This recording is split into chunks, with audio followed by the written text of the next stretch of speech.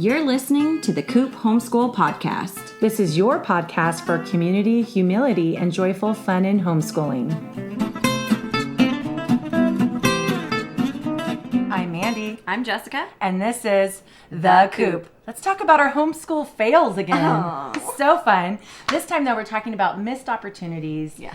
And, of course, we always find a way to find the good and find the fun. But I think it really helps when we talk about our fails. Totally. We're just real moms homeschooling and learning as we go. I know. Sometimes we sound more epic and more, I think we sound more epic than we put are. together. Yeah, and more wise and like we know what we're doing. Right. And so we love to share these homeschool fails. Right. So that we all know we're all in the same boat. Right. We try to share what does work. We don't always share what doesn't work. Yeah. And so this is an opportunity to be realistic and share how we got to our what does work. Yes. So let's start off with our scoop on the coop. Oh, we have a shared one. Oh, yes. So our families decided to do a fall homeschool day. A fall homeschool day. We have our fall clothes on and our fall candle that was a sweet hostess gift from this friend right here. So that was a really fun day. It was. So your kids, they really, at the beginning of the school year, when you were talking about their goals, they said they wanted us, our two families, to do more homeschool days. Because we've planned a few for them in the past. So this was the first one of the school year.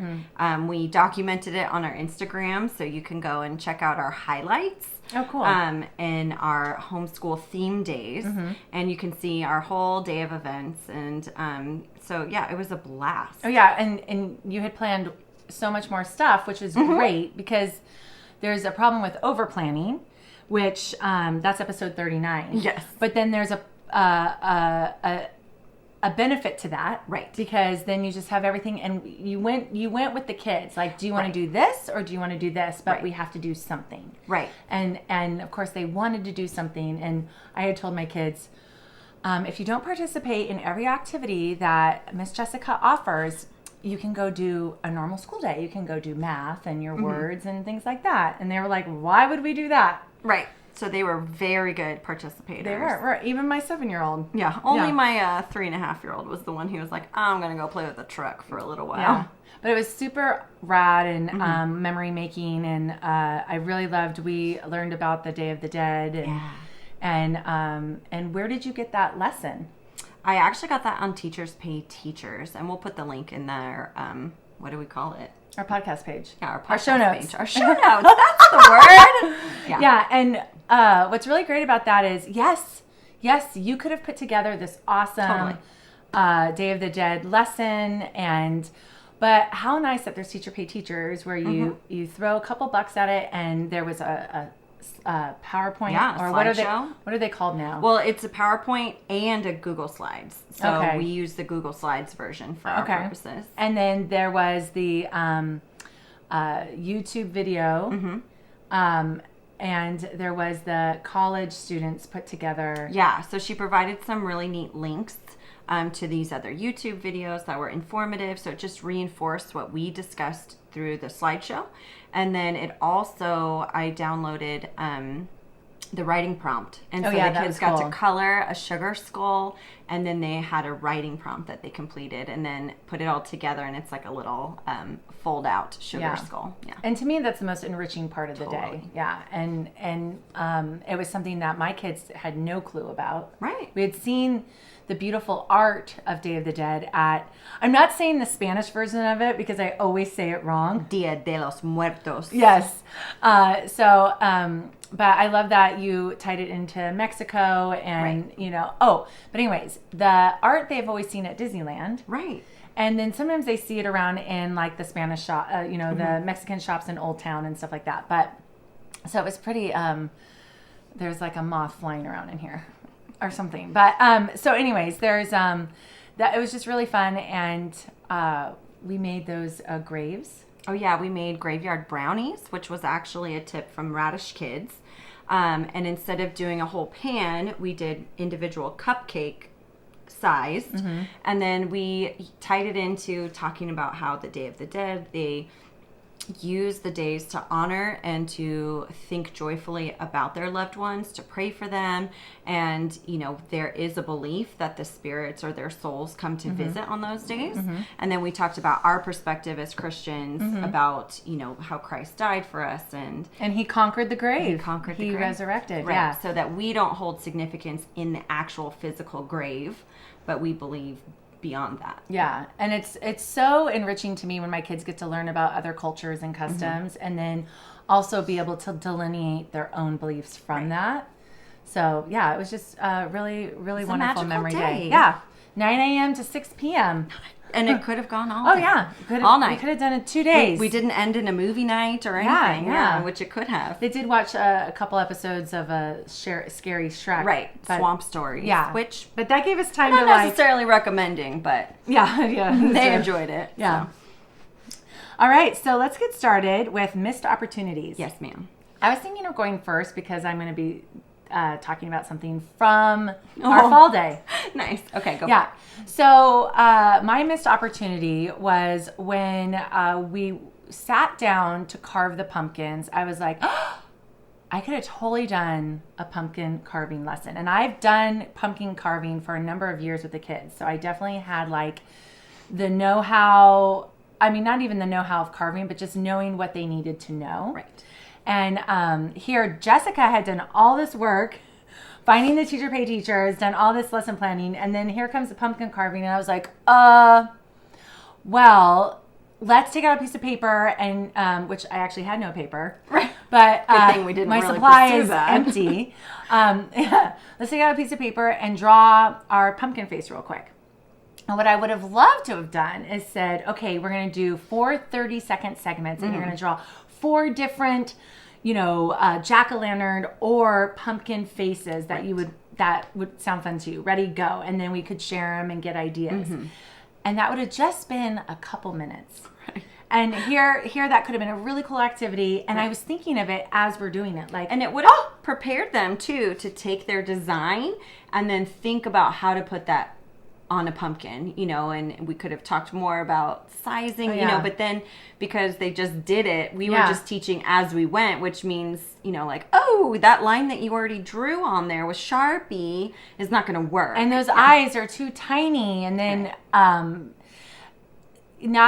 and here's the thing, if I had planned a lesson, the frustration that we had as moms and as kids trying to figure out, how do I do the whiskers? Right. Well, if you do the whiskers, you're going to lose the nose, Right. All of that could have been avoided. But I didn't even think of it. And what's so funny is usually after I do like an activity like that, I reflect on it and I take note of how I could have improved it. I mean, I do that for other people's activities. How they could have done this day better, how they could have done this event better. And I do it for my own when I think about it, but it never occurred to me to do it it could have been a really cool art lesson. Right. And where does pumpkin carving come from? Right. We don't What's even the know. Significance. Right. Yeah, we could have done that. So there's so many things we can write down for next year's fall day. And that's part of the missed opportunity, right? Right. It's the knowing that, hey, hopefully there'll be another opportunity and now I can improve upon it. But if we never reflect and we never look at what we did not up to par of what we normally would do. Yeah. If we never do that, then we can't improve. And so we just have to be willing to say, hey, I could have done this and I wish I would have, and now I will next time. Right. If you don't reflect and think about it and address it, then it stays a missed opportunity, which remains a homeschool fail rather than turning it around and doing something you can do to improve. Yeah. And it's not like we always have to be like at our optimal. Sometimes it's nice just to carve a pumpkin, but at some point they need to learn. Right. And a lot of people learn by doing, and most of them do, but I don't want it to take 10 years. Totally. It'd be really great if they had one lesson. Right. We could have watched a YouTube too of someone saying, make sure you put an inch in between or 2 inches in between the eyes and an inch. Maybe there's things like that I don't know about that would have helped them. Right. And then we could have had rulers and then or measuring tape and been working with that or scaling a face. There's so many things you can do. Totally. And then that's the thing. We talk about over planning as sometimes being a negative thing, but really if that had already been a part of the plan, if it didn't fit in naturally, we could have just skipped it. Like all the other things I overplanned. You know, it was just that I had too many activities. And it wasn't even that you planned stuff, actually. You put everything in a bin ready to go in case. And that's kind of partially what would have been nice if I had done even with this. Like, if there wasn't time to do a lesson like that, which it was the first thing we did, so we wouldn't have known that. Yeah. But let's say it was the last thing we were doing. And... But I would have had the knowledge, so I could have done a quick 1 minute. Right. You could have scaled. Yeah.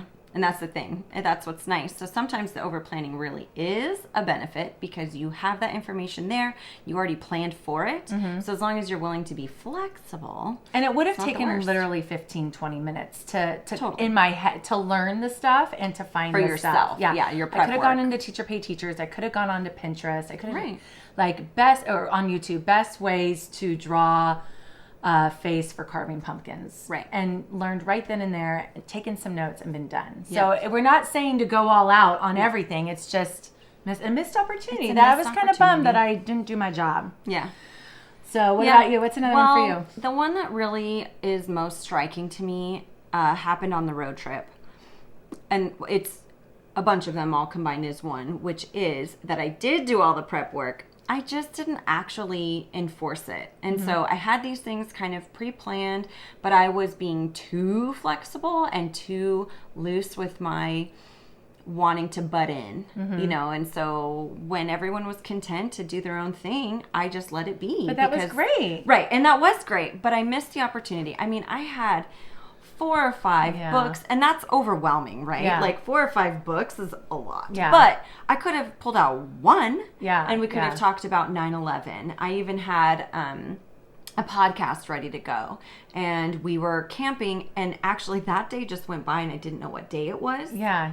And then I felt like, oh, well, now it's gone, and I didn't want to bring it up the next day. Yeah. And then, you know, there was other ones too. I had so much that I brought with us that we could have done, or I could have just said, nope, we are doing this, you know, and just kind of required it, and I didn't. And so there was part of me that when we got home, I felt a little disappointed and like a little bit like, well, this could have been a lot more enriching. However, you move on from that. You move on. Yeah, the kids had an amazing time. They are not sitting there going, I wish Mommy has an opportunity to teach us more things. Yeah, I wish you did that read aloud of who was Theodore Roosevelt. Right. I don't think they're going to be regretful that I didn't do more on the road trip. Yeah. And so I do have to let it go and then just think, you know, okay, well, now I know I either intentionally don't plan quite as much, or I need to decide what are my priorities and actually outline a priorities list. Yeah. And I did it a little bit. Yeah. But then, I didn't do it as well as I could have for the future, and said, okay, if I'm going to get this thing in and it feels hard to do, then I know I can drop these things and just let them go. Yeah. You know, so what is my ultimate priority for the road trip was each leg. So on each leg of the trip, what is my priority that I would like to cover? Yeah, and camping actually took away a lot of your ability to do that, because in the hotel, it's either TV or sitting on a bed reading a book. And so that's like when you stay in a hotel, you have more of an opportunity to do that and to go into their national park journals and answer their questions. Right. Because you're looking for stuff for them to do. When you're camping, just being under the stars and being by the fire, that's enough. And that's the beauty of it, is they did get to be in nature. Yeah. We were in a tent. We were not in a camper. You know, we weren't glamping. Yeah. We were camping. We were dirty. We were in nature. And so there's a ton of benefits. And so I have to always think about that and not think about the way that I feel that I failed. Well, and so it probably depends on what kind of traveling you're doing. Yeah. And then also what I found worked for me the best, and I didn't have any disappointment about it, was my Alaska trip, because I spent a month teaching this stuff. And then there on the spot, they already knew about the fish hatchery. They'd already watched, you know, the live bear things. They've already learned about whatever, salmon, and you know, and then when it came time to taste salmon on the cruise, they're like, oh, this is salmon? Right. And so then it was nice because we went on vacation too. Exactly. Is this a work trip or, you know, is this a work trip or a vacation? And for me, my Colorado trip was a work trip.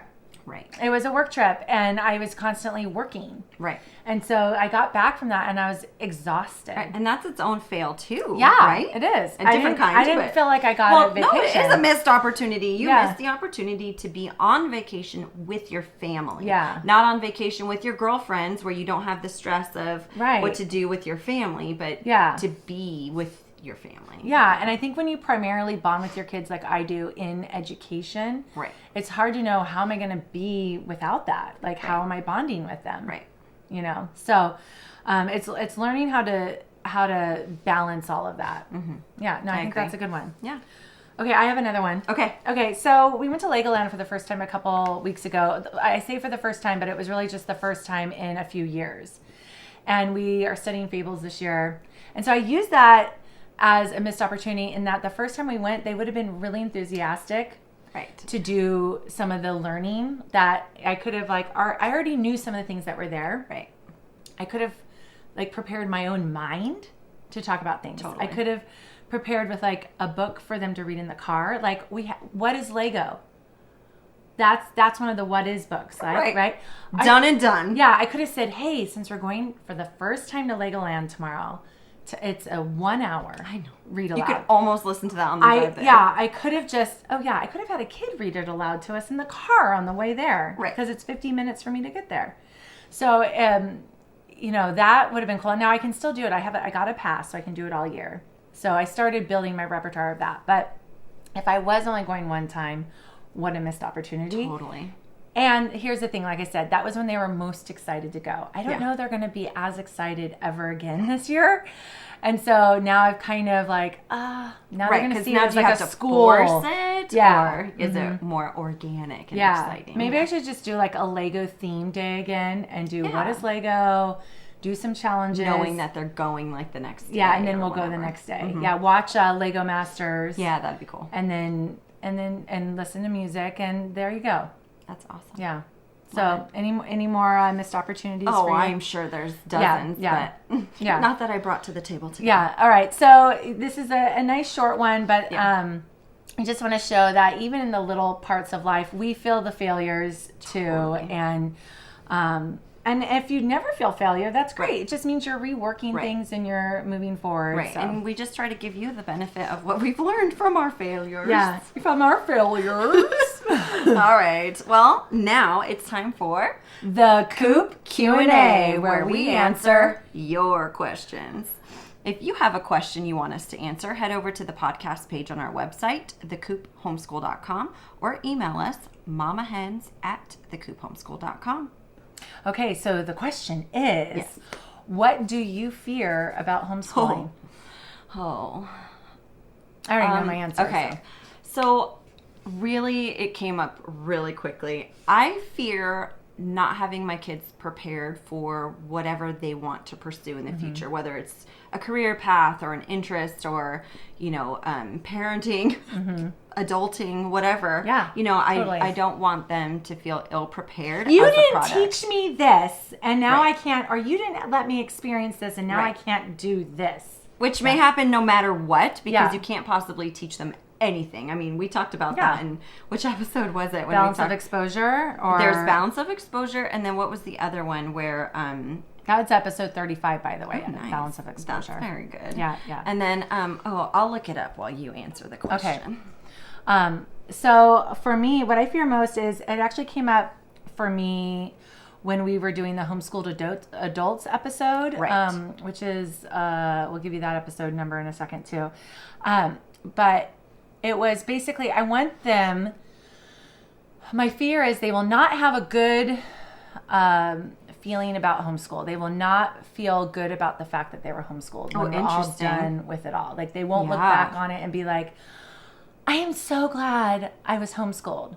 I want them to look back on it and be like, what a precious and special, wonderful life I had not just because of homeschooling, but the homeschooling, thank goodness my parents made that decision. Right.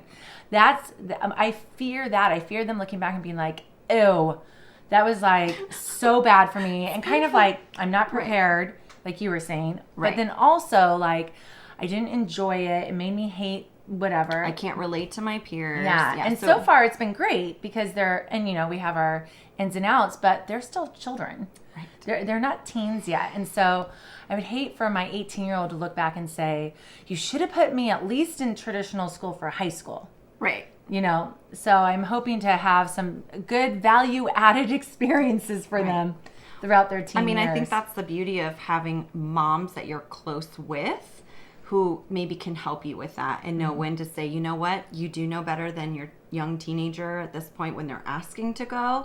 And then when to say, you know what, is it really going to harm them to let them try? Yeah. And I don't know what the answer is because we're not there. But I know, yeah. So the homeschooled adults episode is 59, and that was just 2 weeks ago. Yeah, so. And you'll hear what a number of homeschooled adults feel about the fact that they were homeschooled. Exactly. And it's not all sunshine and rainbows. No. No.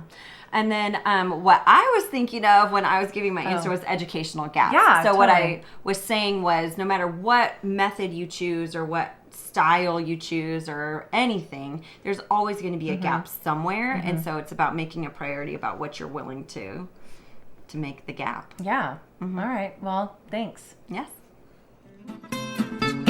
Thanks for listening. We love your support. Be sure to subscribe to our podcast, leave a rating and review to let us know how we're doing, and share our podcast with your friends who need a little community, humility, and joyful fun in homeschooling.